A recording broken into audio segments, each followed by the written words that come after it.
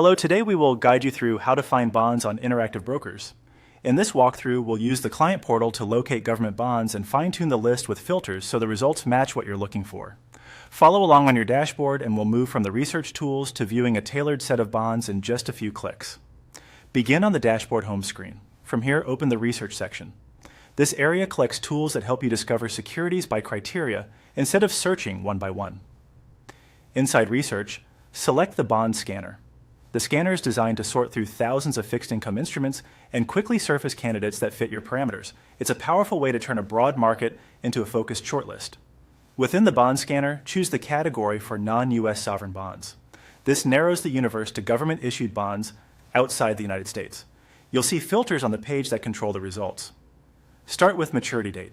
Maturity is the date the issuer repays the principal, and it's central to how a bond behaves. If you prefer lower interest rate sensitivity, consider setting a nearer term range. If you want longer exposure, choose dates further out. The scanner typically lets you specify a from and to window so you can capture exactly the time frame you want. Next, set yield to worst.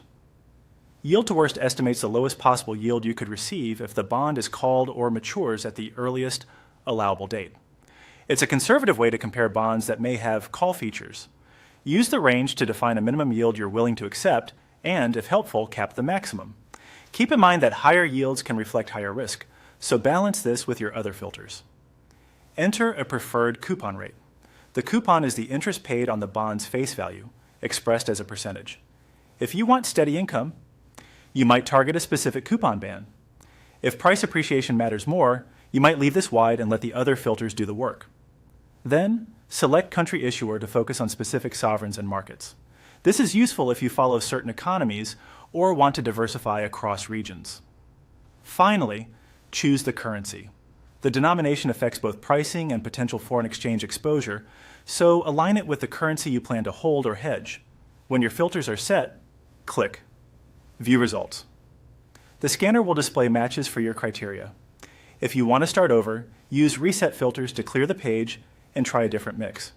Review the list, compare key fields like issuer, coupon, maturity, price, and yield, and you're done.